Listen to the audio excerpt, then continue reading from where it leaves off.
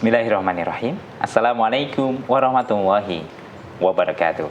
Pemirsa MTA TV dimanapun Anda berada, puji syukur Alhamdulillah senantiasa kita panjatkan kehadirat Allah Subhanahu wa Ta'ala atas karunia nikmat dan juga rahmatnya. Di kesempatan pagi hari ini kita bisa berjumpa kembali dalam acara Tempo Dulu.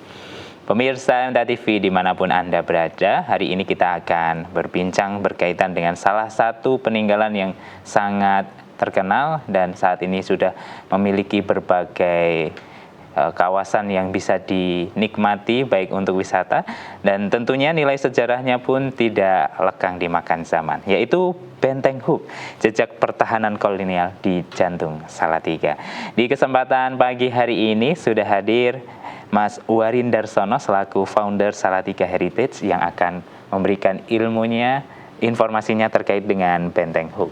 Kita sapa terlebih dahulu Mas Warin. Assalamualaikum warahmatullahi wabarakatuh. Waalaikumsalam warahmatullahi wabarakatuh. Kabar baik dan sehat hari ini Mas Warin? Alhamdulillah sehat-sehat Mas. Alhamdulillah.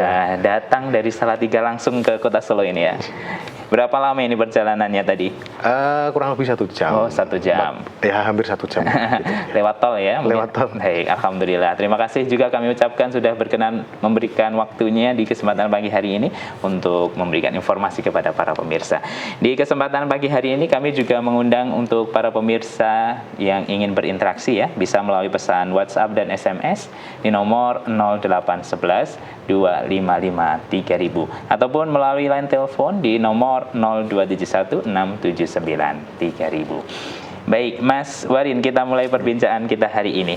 Benteng Huk atau Fort Huk gitu ya, salah satu peninggalan Belanda kolonial yang saat ini berada di kota Salatiga gitu ya. Nah, tepatnya Benteng Huk ini di alamatnya di mana ini, Mas? Kalau tidak salah nomornya itu nomor 680 kalau tidak salah di Jalan Jalan Diponegoro. Jalan Diponegoro. Jalan Diponegoro gitu ya. Berarti para 81 kalau tidak salah atau 86. Nomor 81. Berarti untuk para pemirsa yang ingin mengetahui peninggalan Benteng Huk ini nanti bisa mendatangi Jalan Diponegoro nomor 81 ya, ataupun di titik mapnya namanya Benteng Huk gitu. Sebenarnya lebih tepatnya kantor Satlantas Kota Salatiga. Oh, sekarang sudah beralih fungsi ya? Sudah, memang dari setelah kemerdekaan itu sudah menjadi kantor polisi, untuk Satlantasnya. Oh, Satlantas. Baik, berarti sekarang tentu lebih mudah untuk dikunjungi dan untuk para pemirsa yang ingin datang. Baik, Benteng Huk sendiri, Mas, sejarahnya seperti apa dan mungkin dimulai dari pembangunan awal itu di tahun berapa ini, Mas Wari? Ya, sebelumnya saya perlu luruskan dulu, Mas. Sebenarnya gedung itu tuh sebenarnya bukanlah sebuah benteng, namun memang secara branding dikenal dengan Benteng Huk. Oh, seperti itu. Tetapi asal muasalnya sebenarnya dia hanya bangunan rumah tinggal untuk seorang pekebun ya atau pengusaha perkebunan yang sangat kaya. Seperti itu. Siapa ya saat itu? Nah, sampai hari ini tidak diketahui siapa pemiliknya.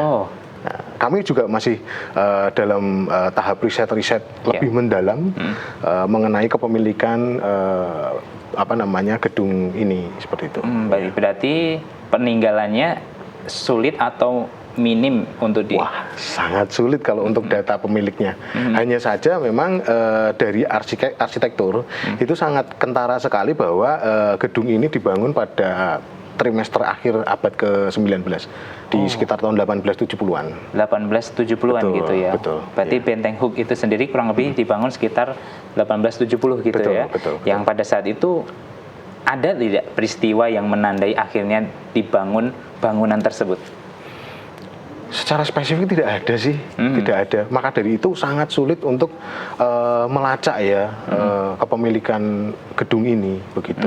Hanya saja memang bangunan ini dari awal dibangunnya hingga hari ini itu masih seperti awal mulanya. Artinya sangat minim sekali perubahannya begitu. Baik, berarti dari tahun 1870 tidak ada pemugaran. Ya, sama sekali. Mungkin hanya di bagian sebelah timur.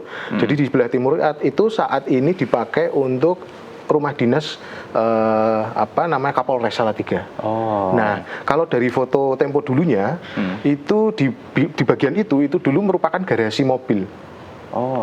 Merupakan garasi mobil. Yeah. Nah kalau yang di ujung itu tidak terlalu terlihat, tapi itu dulu merupakan garasi mobil karena di depannya itu kebetulan ada mobilnya gitu. Waktu itu pintunya terbuka besar. Pada saat Kapolresnya Bapak Gatot Hendro itu waktu itu saya sering kali diundang untuk bercengkrama lah di sana. Nah, di gedung yang sebelah timur itu hanya ada dua ruangan saja. Hanya ada 2 ruangan. Yang satu dipergunakan sebagai kamar ART. Yang satunya untuk ruang tamu yang selebihnya dibagi untuk menjadi kamarnya komandan. Seperti itu. Baik, sebelum membicarakan lebih jauh terkait dengan Benteng Hook itu sendiri ya Mas ya. Ini kan letaknya berada di jantung kota Salatiga gitu ya. Di tahun 1870, kenapa kota Salatiga menjadi titik yang dipilih oleh kolonial untuk membangun bangunan tersebut? Nah, jadi di Salatiga itu merupakan Hofplatz ya. Artinya dulu merupakan ya kalau orang bilang semacam kalau diartikan sebenarnya kota kepala gitu ya. Tetapi itu lebih kepada pusat daripada wilayah sekitarnya gitu. Kalau kalau kita sekarang itu istilahnya itu mungkin pusat kota. Nah, di wilayah sekitarnya itu merupakan bagian-bagian daripada Salatiga. Karena kalau kita melihat secara kontekstual pada masa itu Salatiga sebagai Hofplatz, wilayah-wilayah sekitarnya itu merupakan under distrik atau under distrik yang mana itu berada di bawah Salatiga sebagai wilayah intinya seperti itu. Baik, berarti sebagai pusatnya ya mungkin. Betul. Kayak pusat kota lah begitu. Jadi di mana tempat para saudagar-saudagar, orang-orang ya penggede-penggede, pegawai pemerintah itu kemudian mereka tinggal gitu.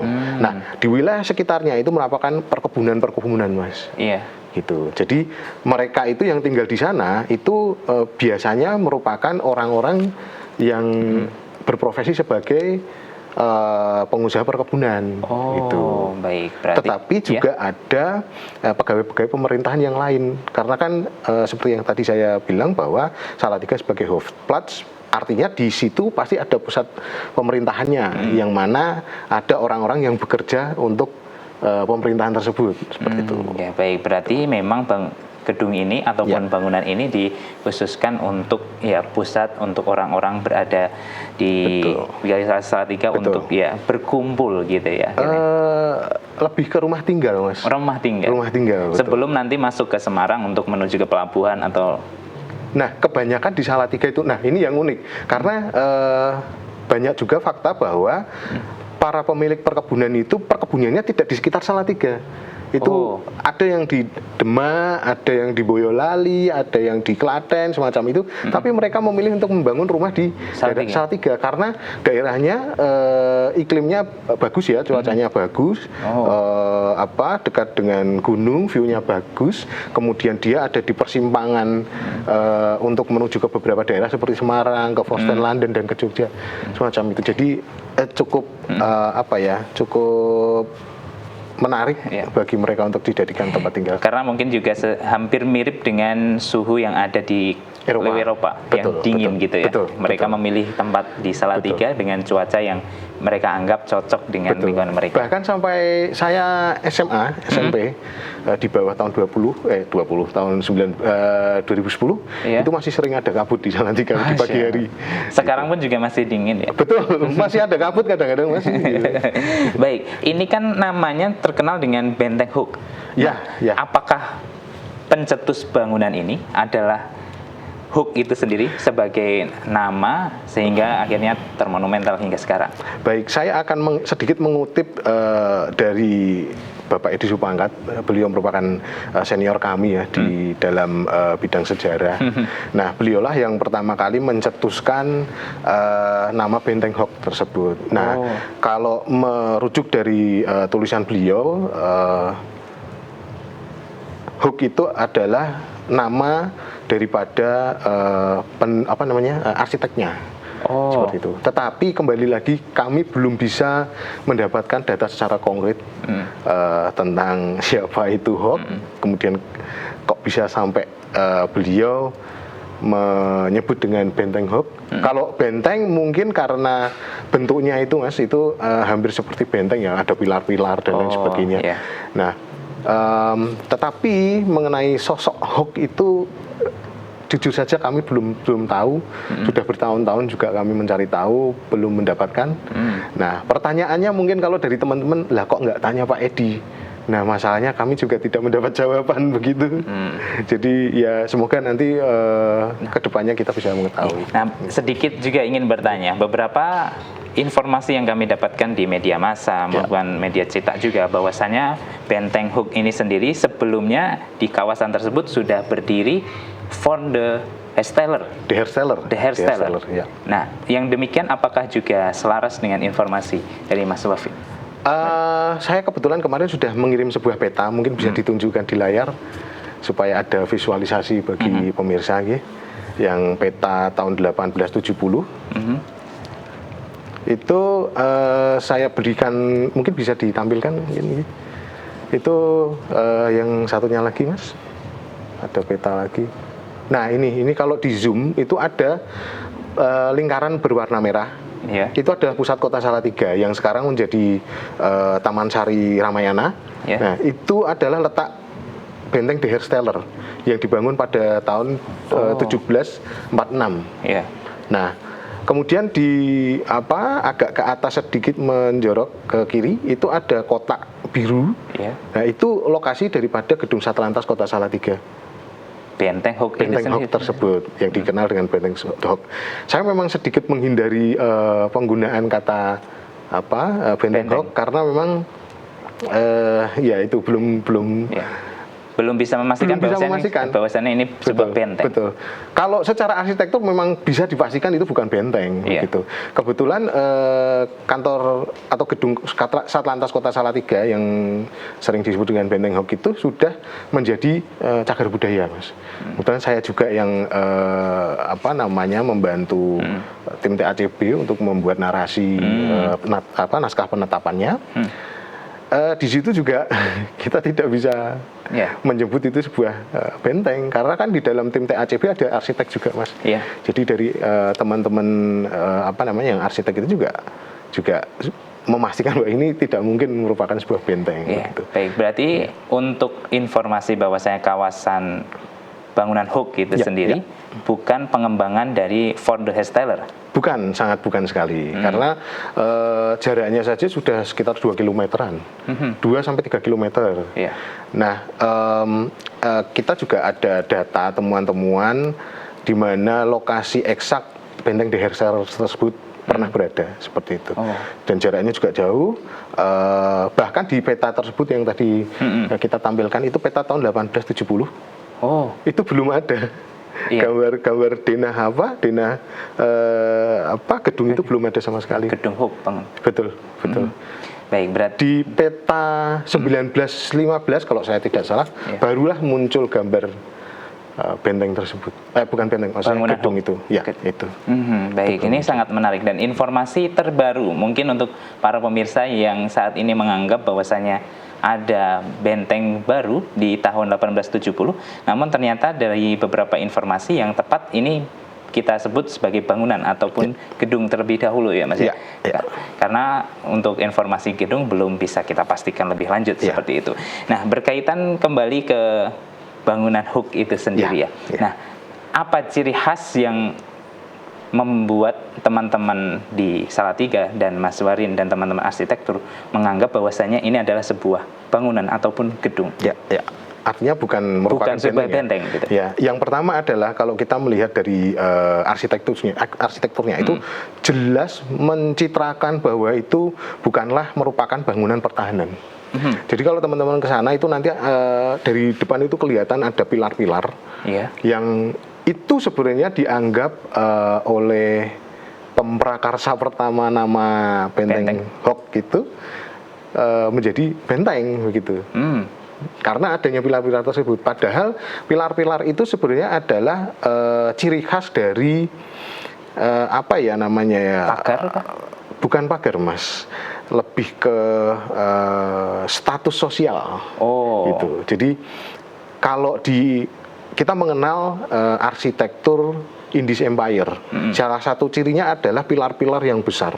Nah, itu diadopsi dari dari arsitektur Indies Empire tersebut. Tetapi karena arsitektur Indies Empire itu populer pada masa sebelum era gedung ini dibangun, maka pilar-pilar tersebut itu dipakai sebagai lambang status sosial yang tinggi. Artinya orang pada saat itu banyak sekali para saudagar-saudagar, para pengusaha yang kaya raya, memang mereka membangun rumah-rumahnya, gedung-gedung tempat tinggalnya, villa-villanya itu dengan ugal-ugalan kalau saya bilang, karena memang ya untuk mencitrakan satu sosial yang sangat tinggi begitu. Ya, selain dari tampak luarnya, di dalam apakah juga ada bangunan lanjutan, mungkin rumah dan ya tempat, sekarang kan ada tempat ART ataupun dan sebagainya. Sehingga itu menandakan bahwasanya ini sebuah bangunan. Ya, ada, Mas. Jadi ternyata kalau nanti ke teman-teman masuk itu ada di ruang pertama itu ada ruang tamu lah semacam itu yang sangat besar sekali, bahkan pintunya itu lebih daripada 4 meter. Gede banget. Nanti ada tangga masuk, ada ruang tamu yang sangat besar. Masuk lagi ada ruang private ya. Kemudian di kanan kiri itu ada kamar-kamar yang sangat besar sekali. Nah, lantainya pun menggunakan marmer. Kita patut ingat bahwa marmer pada saat itu memang lambang kemewahan begitu ya. Nah, nanti ke belakang sedikit di namanya Achter Gallery, istilahnya tuh bagian belakangnya, berandanya itu nanti kalau kita berbelok ke kiri itu ada dulunya ada doorlock, Mas. Jadi itu ada kayak selasar semacam itu untuk menuju ke namanya dulu kakus. Kalau sekarang kan toilet ya. Kalau dulu memang disebutnya kakus. Ya. Bahkan orang Belanda pun nyebutnya kakus gitu. Ada kakus, ada tempat untuk ART, kemudian ada untuk masak dan lain sebagainya. Yang ke kanan itu ada garasi mobil dan juga satu ruangan yang sekarang dipakai untuk ART. Baik. Gitu. Nah, bangunan yang sedemikian besar, kurang lebih kan 20 meter persegi, 20.000 maksud kami. Wah, besar sekali. Besar ya. Besar sekali. Ini dimiliki oleh satu orang atau informasinya dimiliki oleh beberapa orang, atau mungkin ini sebuah keluarga besar gitu? Untuk hari ini? Atau pada saat itu, waktu dulu. Nah, ada fakta menarik bahwa saya pernah bertemu dengan namanya Glenn van Blomenstein. Itu salah satu keturunan keluarga daripada pemilik Hotel Van Blomenstein. Nah, Hotel Van Blomenstein itu adalah salah satu hotel yang mewah pada masanya. Nah, beliau mengatakan bahwa ini dulu properti milik keluarga Van Blomenstein, begitu. Begitu. Nah, tetapi agaknya pemilik sebelumnya memang bukan Van Blomenstein, begitu. Karena ada satu data yang diduga bahwa menyebutkan bahwa di dalam data itu adalah iklan gedung ini dijual seperti itu. Itu jauh dari pada masa jayanya Van Blomenstein gitu. Karena keluarga Van Blomenstein itu memang sangat kaya raya, Mas. Gitu. Jadi mungkin saja, tetapi bagi saya kita harus menggali lebih dalam lagi data-data yang mungkin saja masih belum kita ketemukan begitu. Jadi kalau saya secara pribadi saya tidak berani apabila menyebutkan apabila belum ada data yang konkret. Berarti ada tidak pemilik yang terarsip terakhir sebelum properti ini diambil oleh negara ketika fase kemerdekaan? Nah, Ini tidak ada sama sekali. Ini menariknya di sini. Nah, itulah kenapa saya selalu tidak berani memastikan. Saya selalu akan mengatakan diduga, patut kita duga semacam itu. Karena memang belum ada data yang valid yang kita temukan sampai hari ini. Oh, Begitu. baik, luar biasa ini informasi yang sangat penting terkait dengan bangunan Hook gitu ya, yang kita kira adalah sebuah benteng, benteng pertahanan ataupun benteng untuk tempat istirahatnya teman-teman militer pada saat itu. Ternyata informasi yang lebih tepat ini bisa disebut adalah bangunan. Iya, saya biasanya bilang gini Mas, kalau ada teman-teman, oh Mas itu benteng Hook itu, oh mana benteng Hoak saya gitu, karena informasinya kan memang tidak valid ya. Baik, nanti kita lanjutkan di segmen kedua ya Mas Darin ya. Dan untuk para pemirsa, tentunya untuk Anda yang ingin bertanya di kesempatan pagi hari ini, masih kami berikan waktu ya di 02716793000 ataupun melalui pesan WhatsApp dan SMS di nomor 08112553000. Tetaplah bersama kami dalam acara Tempo Dulu. Baik, saudara pemirsa MTA TV dimanapun Anda berada, terima kasih Anda masih bersama kami dalam acara Tempo Dulu. Di kesempatan pagi hari ini kita membicarakan terkait dengan Benteng Hook, jejak pertahanan kolonial di jantung Salatiga. Tadi kita di sesi 1 sudah diberikan informasi yang sangat luar biasa, bahwasanya ternyata yang kita kenal, kita sebut sebagai Benteng Hook ini ya, ternyata yang tepat untuk saat ini kita sebut sebagai bangunan Hook gitu ya, sehingga ini bukan benteng pertahanan namun sebagai tempat tinggal orang kaya ya di zaman dahulu. Di pagi hari ini masih bersama dengan Mas Warin Darsono selaku founder Salatiga Heritage ya, yang tentunya memberikan informasi yang luar biasa di kesempatan hari ini. Nah, lanjut Mas, ini beberapa informasi juga yang kami dapatkan di media massa, bahwasanya di gedung ataupun dulu dikenal dengan Benteng Hook gitu ya, ada lorong yang menuju ke area yang sangat rahasia, private gitu, sebagai sebuah bentuk pertahanan gitu. Nah, yang benar seperti apa? Iya, jadi kadang saya tertawa gitu, senyum-senyum sendiri lah begitu kalau ada teman-teman itu yang mengatakan, wah di situ kan ada ini Mas lorong bawah tanah yang menuju ke rumah dinas Danrem gitu. Yang maksudnya Danrem karena sekarang menjadi rumah dinas Komandan Korem gitu. Ya, itu juga membujur sekian ratus meter gitu, bahkan membelah jalan besar. Ya, saya sangat tidak percaya Mas gitu. Kenapa ini Mas? Banyak alasan. Yang pertama adalah kebetulan saya sudah pernah masuk ke lorong itu. Itu bukan lorong bawah tanah, itu adalah semacam basement begitu. Jadi hanya ada satu ruang di bawah bangunan inti yang memang dia difungsikan sebagai tempat untuk menyimpan barang-barang atau benda-benda. Begitu, dan juga untuk pengatur suhu sih sebenarnya. Gitu. Yang membutuhkan kelembapan. Betul, karena di ruangan itu yang dikatakan bawah tanah itu tidak pernah ada lorong yang menuju ke manapun. Itu ya hanya satu ruangan begitu saja. Gitu. Jadi memang ya apa ini ya Mas Gama? Ya betul, ini ditutupi kardus-kardus itu. Gitu. Kenapa ditutupi? Karena memang ya ditakutkan hewan-hewan Mas. Hewan-hewan buas, macam ular semacam itu yang ditakutkan gitu. Nah, ini kan beberapa informasi yang didapatkan oleh mungkin pegiat sejarah dahulu berkaitan dengan bahwasanya adalah ini dulu benteng dan lain sebagainya. Mungkin ada informasi dari warga sekitar yang menceritakan mungkin pernah terjadi kejadian tertentu di tempat tersebut atau pernah menemui tentara-tentara di tempat tersebut gitu. Nah, faktanya seperti apa Mas War? Tidak pernah ada itu, karena semenjak perang kemerdekaan memang sudah dipakai untuk kepolisian. Gitu. Jadi ya ini mungkin konteksnya tentara itu yang nyata ataukah yang goib atau begitu. Nah, gitu. Kalau kita run di sejarahnya sekitar tahun 1820-an atau 1830 gitu, pernah terjadi perang Jawa, perang di Ponorogo. Nah, di kawasan inikah kejadian tersebut? Enggak Mas. Salatiga itu tidak pernah ada pertempuran antara pihak Belanda dengan pengikut Diponegoro gitu. Ada data yang menyebutkan bahwa asisten residen Salatiga ketika itu Van Rey de Oudshoorn bersama Johannes Augustinus de Sence memimpin pasukan 1.000 pasukan kalau saya tidak salah, atau 300 pasukan, saya agak lupa, di bawah Demang Tingkir, Mas, untuk menyerang Gagatan. Gitu. Artinya kan tidak pernah ada pertempuran di Salatiga sama sekali.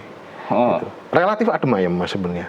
Nah, ada sebuah data sebenarnya, benteng De Hersteller yang tadi sudah kita lihat itu justru dulunya dipakai oleh tentara-tentara yang sakit gitu. Sebagai rumah sakit. Untuk apa ya? Recovery. Nah, itu berlanjut hingga masa abad ke-20, itu banyak sekali hotel-hotel yang di Salatiga itu dipergunakan untuk tempat recovery bagi orang-orang yang sakit. Karena mungkin terkait dengan suhunya yang ideal, kemudian udaranya yang sehat, kemudian bahkan dari abad ke-17 itu disebutkan sayur-sayuran, buah-buahan di Salatiga itu melimpah dan berkualitas baik sekali. Untuk recovery. Untuk recovery dan untuk konsumsi sehari-hari. Saya sampai merinding kalau keinget, Mas. Gitu. Disebutkan memang harganya juga murah gitu. Baik. Gitu. Berarti informasi lanjutan ini bahwasanya tentara Belanda pada saat itu ke sana untuk recovery badannya supaya fit lagi. Betul. Karena itu ada datanya. Nah, memang benteng Hersteller itu kan di kemudian hari dihancurkan sendiri oleh Belanda. Karena pada 1816 setelah penyerahan kedaulatan Hindia Belanda kepada Belanda dari tangan Inggris, karena Inggris kan berkuasa dari 1811 sampai 16, itu pihak pemerintah Hindia Belanda ketika itu menyuruh atau menugaskan Letnan de Klerk atau de Krook. Karena zaman dulu memang ada nama Belandanya, ada nama Prancisnya begitu. Nah, itu untuk menginspeksi bangunan-bangunan pertahanan di Jawa.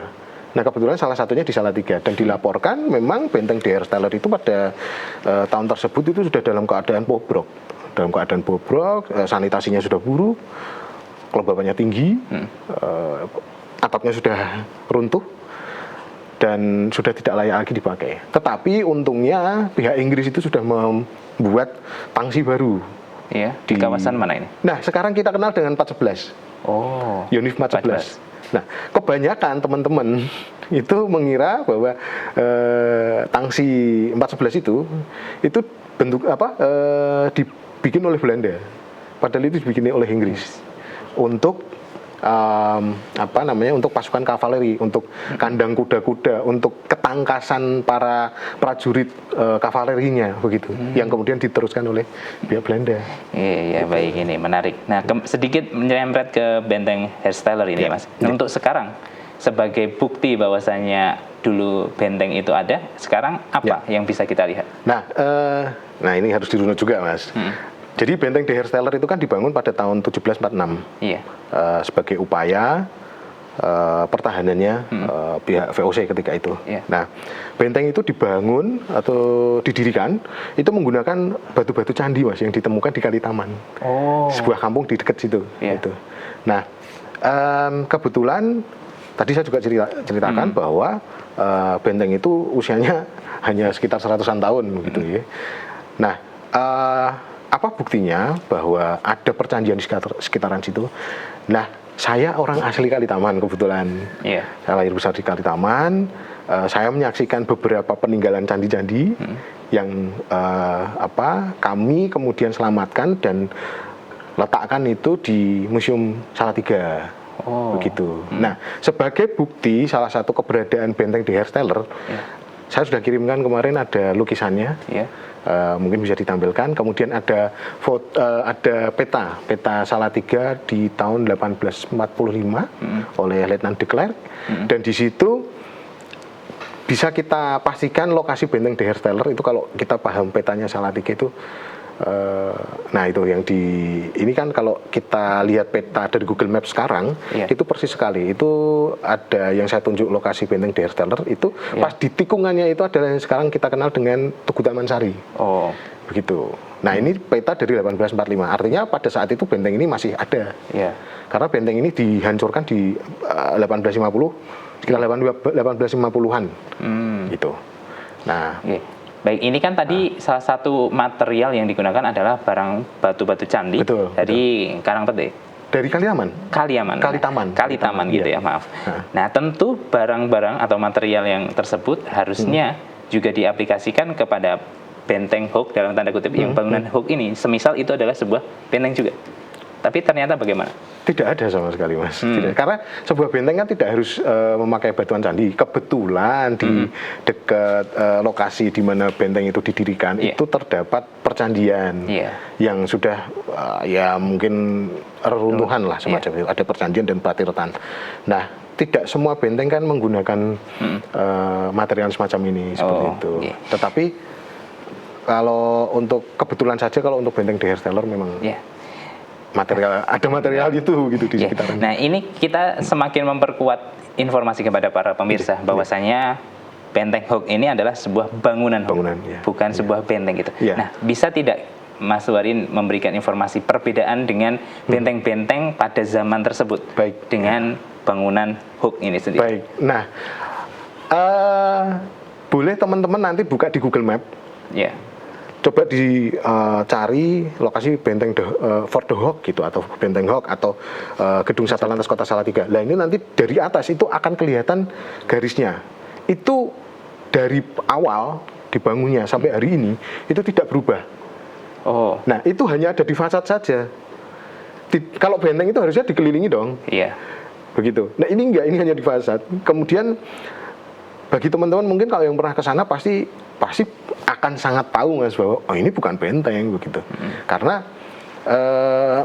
di bawah pilar-pilar itu ada tembok yang nggak tinggi, nggak tinggi. Kan kalau dilihat juga dari fasad sudah sangat terlihat bahwa ini kalau sebuah benteng gampang banget diserang gitu loh. Gitu. Termasuk juga tadi saya lihat ada bukaan yang sangat lebar. Itu kan tidak mencerminkan sebuah benteng sekali Betul. Kalau benteng mungkin ada celah bukaan pun pasti kecil. Dan itu tertutup. Pasti tertutup. Tapi ini terbuka. Betul. Selain itu, apalagi yang bisa kita lihat Mas sebagai pembeda dibandingkan? Kalau kita masuk, itu ada marmer. Lantainya dari marmer gitu di bangunan utama. Itu terlalu mewah, terlalu fancy untuk sebuah benteng. Seharusnya benteng itu pasti menggunakan semacam ubin teraso gitu. Semacam itu. Karena memang butuh yang kuat, bukan butuh yang mewah gitu. Jadi kalau teman-teman ke sana pasti vibes-nya itu ini bukan benteng gitu. Bisa jadi. Kalau saya dugaannya itu tadi Mas, bukan dugaannya sudah dipastikan dari segi arsitektur ini rumah. Nah, kalau dari segi ketebalan temboknya sendiri, apakah ini relatif lebih kecil bangunan Hoek ini sendiri atau hampir sama? Bagi sebuah benteng. Wah, ya itu kena meriam hancur langsung tembus itu Mas. Jadi tembok tertebalnya itu hanya segini. 3 batang 1 meter nggak sampai lah. Itu hanya di pondasi saja gitu. Itu artinya kalau kita lihat itu sudah jelas ini bukanlah sebuah benteng gitu. Dari pondasinya pun juga tidak sedalam ataupun selebar dari benteng. Kalau pondasi dalam tanah kita nggak tahu. Belum pernah penelitian lebih dalam.